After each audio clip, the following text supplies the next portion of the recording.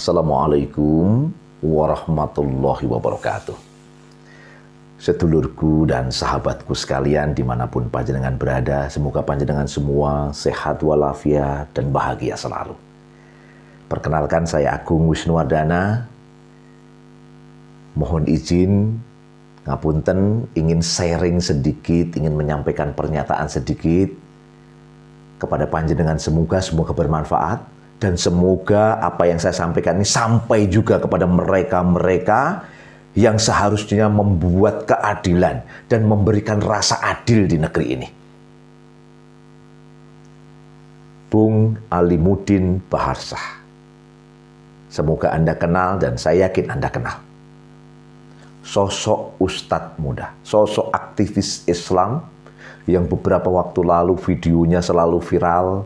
Konten-kontennya sering kita lihat, kita dengar berisi kritik keras, kritik pedas, kritik yang sangat berani kepada penguasa hari ini dengan kebijakan-kebijakannya.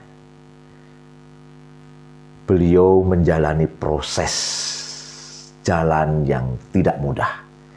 Beliau melalui jalan terjal penuh tantangan. Jalan itulah yang disebut muhasabah lil hukam. Proses untuk menasihati penguasa melalui amar ma'ruf nahi mungkar kepada penguasa. Karena beliau sadar bahwa kemungkaran yang dilakukan oleh penguasa itu memberikan daya rusak, daya madharat yang lebih dahsyat dari sekedar maksiat personal. Rakyat hampir sebagian besar bisa rusak gara-gara kemungkaran yang dilakukan oleh seorang penguasa. Beliau rasanya ingin menjalani proses seperti penghulu para syuhada, yaitu sahabat Hamzah bin Abdul Muthalib. Sayyidus syuhada Hamzah bin Abdul Muthalib. Penghulu para syuhada itu adalah Hamzah bin Abdul Muthalib. Wa rajulun qala ila imamin jairin. Dan orang yang berkata di hadapan seorang penguasa yang zalim, fa'amarohu.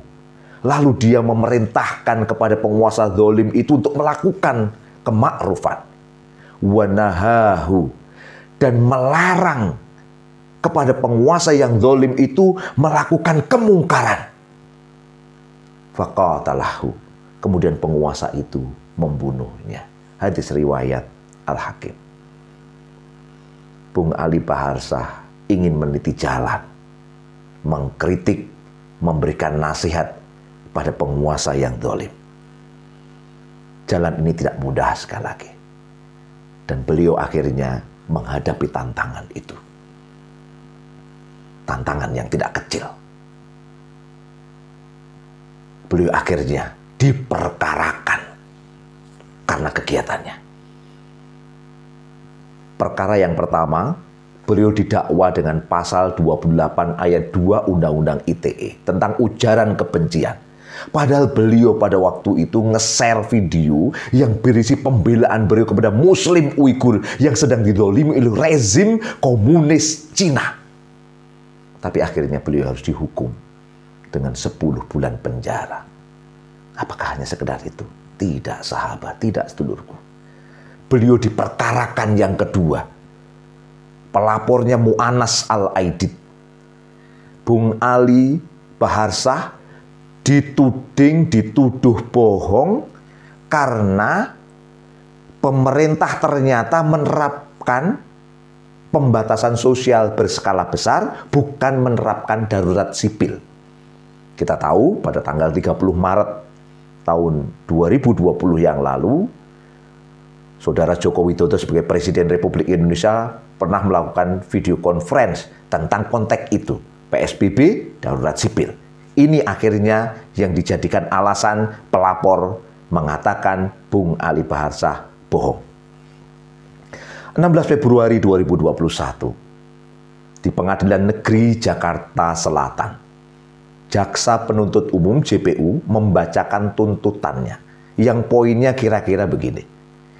Bahwa Bung Alimuddin Baharsah didakwa bersalah melakukan tindakan pidana dengan menyiarkan berita atau pemberitahuan bohong dengan sengaja menerbitkan keonaran di kalangan rakyat sebagaimana diatur dan diancam pidana dalam pasal 14 ayat 1 Undang-Undang Nomor 1 Tahun 1946 tentang Peraturan Hukum Pidana.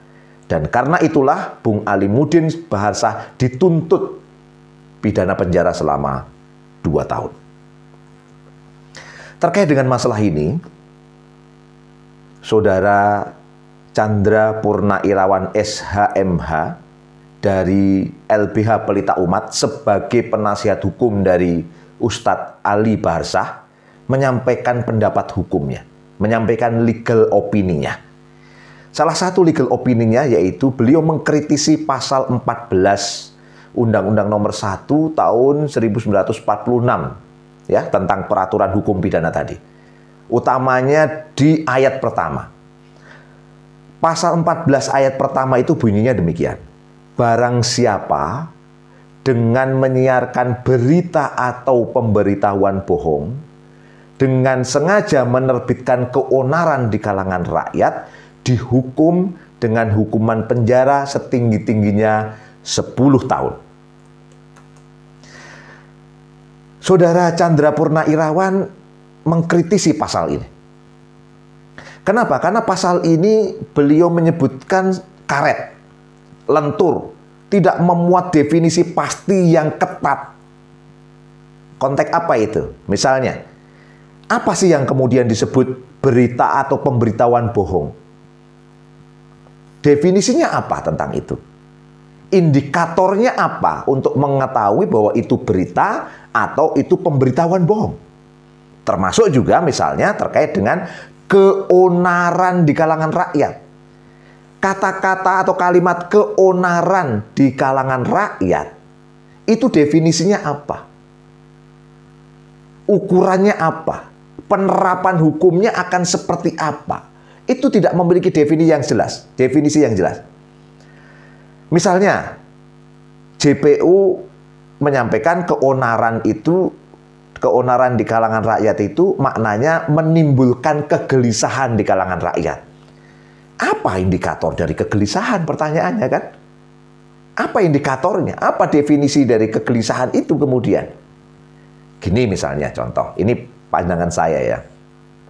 Ketika DPR dan rezim negeri ini memutuskan undang-undang Omnibus Law, itu kan protes dari banyak kalangan, demo dari banyak kalangan, muncul kegelisahan dari banyak kalangan. Pertanyaan saya, apakah perilaku DPR dan rezim seperti ini dianggap menimbulkan keonaran di kalangan rakyat? Yang pertama. Terus yang barusan nih, Jokowi mengeluarkan Perpres nomor 10 tahun 2021 tentang penanaman modal, ya. Yang di dalamnya ada legalisasi minuman keras, minuman beralkohol. Masyarakat gelisah, masyarakat jadi protes terhadap hal ini semua. Anda bisa lihat di sosial media banyak sekali.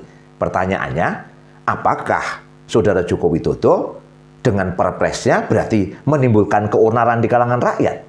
Artinya bisa dikenai pasal ini dong. Itu pertanyaan menggelitik dari saya juga. Akhirnya, kata Saudara Chandra Purna Irawan itu menyampaikan bahwa akhirnya pasal ini dikhawatirkan berpotensi munculnya kesewenang-wenangan. Karena apa? Tafsirnya itu yang jadi masalah kemudian. Bisa muncul kesewenang-wenangan dan bisa terjadi kedoliman.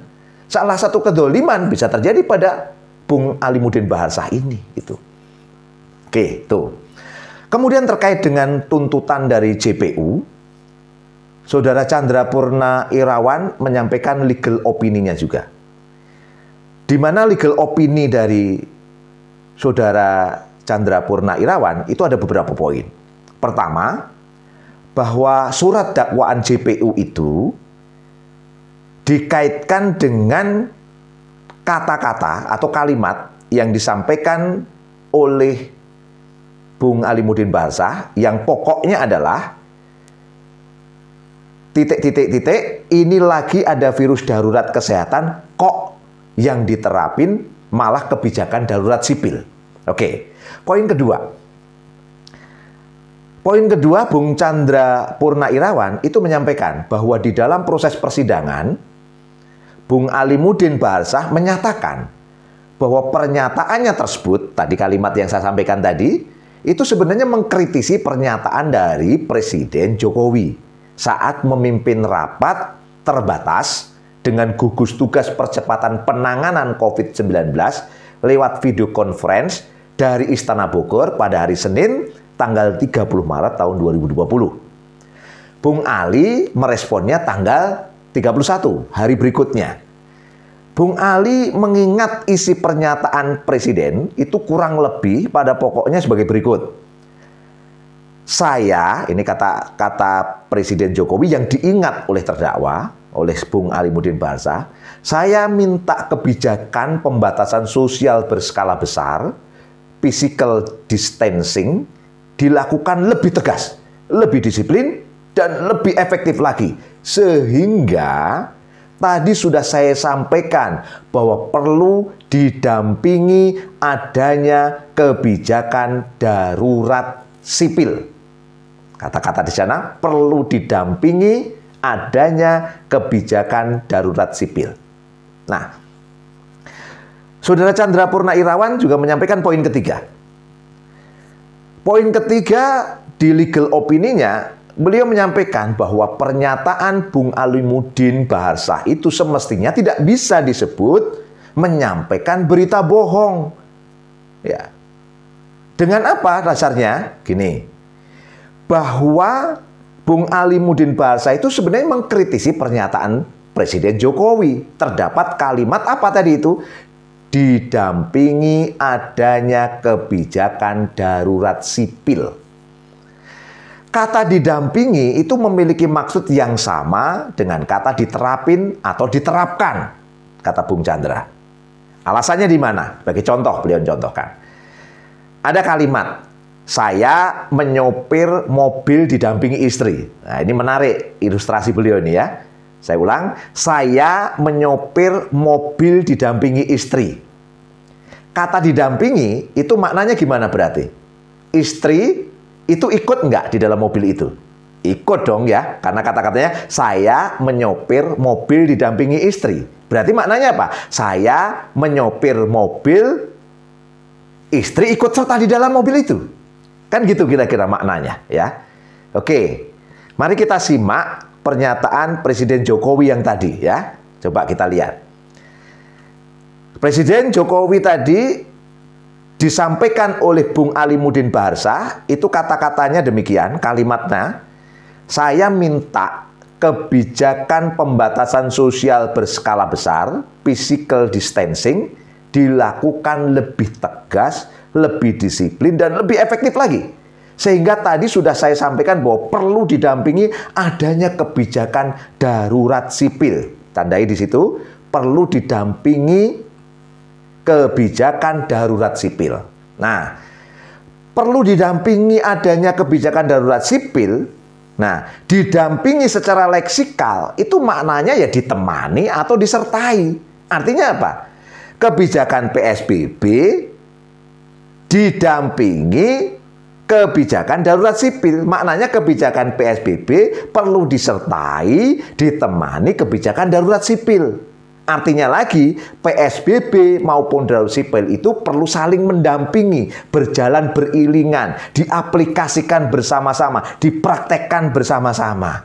Ya. Nah, Bung Alimuddin Baharsah kemudian merespon kata-kata tadi, kalimat Jokowi tadi dengan kata-kata lengkapnya, ada virus darurat kesehatan, kok yang diterapin malah kebijakan darurat sipil. Maka secara leksikal apa? Diterapin bermakna dipraktekkan. Artinya, Bung Alimuddin Baharsah ingin mempertanyakan kebijakan Jokowi yang berencana mempraktekkan darurat sipil. Kata diterapin atau dipraktekkan dalam konteks kalimat bersinonim dengan apa? Menyertai, mendampingi, menemani. Ini clear. Jadi kalau begitu, kebijakan PSBB perlu didampingi, perlu ditemani, perlu disertai dengan kebijakan darurat sipil. Artinya darurat sipilnya itu juga akan dipraktekkan. Maknanya dipraktekkan di situ. Ya kan? Oke, dari sini kita bisa pahami. Konteks kalimat utuhnya akhirnya didampingi adanya kebijakan darurat sipil, itu maknanya diterapin kebijakan darurat sipil. Itu memiliki medan makna yang sama. Ini yang disampaikan oleh Bung Chandra Purnawirawan sebagai penasihat hukum Bung Alimuddin Baharsah. Artinya, konteks ini sudah menunjukkan bahwa kata-kata didampingi itu ya sama juga disertai, sama juga ditemani, artinya dipraktekkan.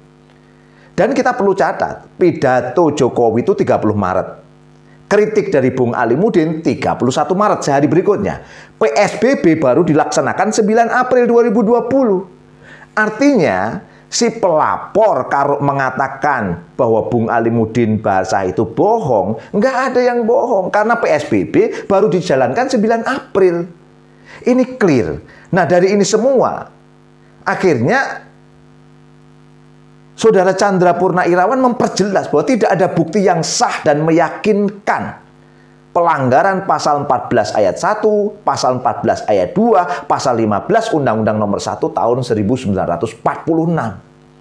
Karena tidak terbukti, maka pengacara meminta kepada majelis agar Bung Alimuddin Baharsah dibebaskan dari segala dakwaan dan tuntutan. Ini clear, Pak. Jadi kalau kita melihat dari konteks ini, saya menyampaikan bahwa ketika rame pidato Saudara Jokowi tanggal 30 Maret itu, kritik itu banyak melimpah di sana-sini juga.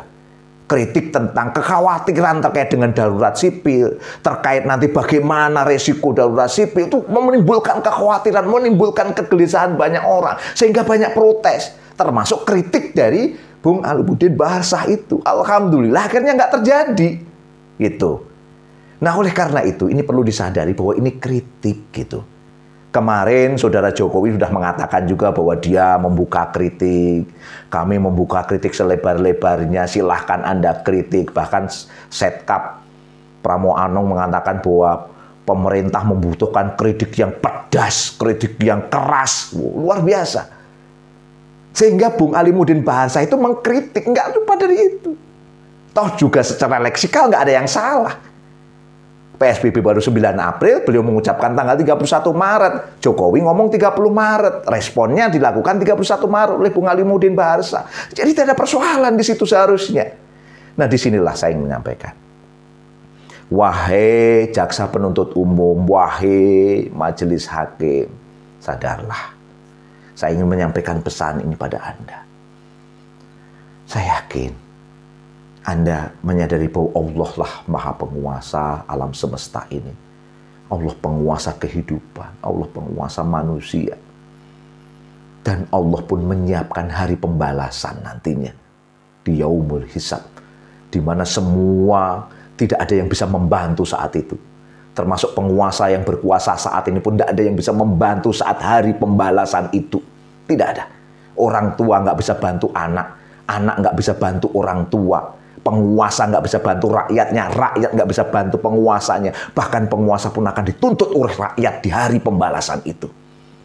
Wahai jaksa penuntut umum. Wahai majelis hakim. Hari pembalasan akan terjadi. Dan kita tahu. Waktu hidup kita di dunia itu terbatas. Kalau kita sambungkan dengan akhirat, waktu kita itu sangat sempit sekali. Kalau kita umur 70 tahun, kita nisbatkan satu hari di akhirat itu sama dengan 5.000 tahun, maka hidup 70 tahun itu hanya 2 menit 1 detik. Pendek sekali. Sementara kehidupan abadi itu di yaumul akhirat kelak. Kehidupan abadi di akhirat kelak. Dan semua akan melalui proses pertanggungjawaban dulu. Setelah itu semua akan abadi di akhirat kelak, neraka atau surga.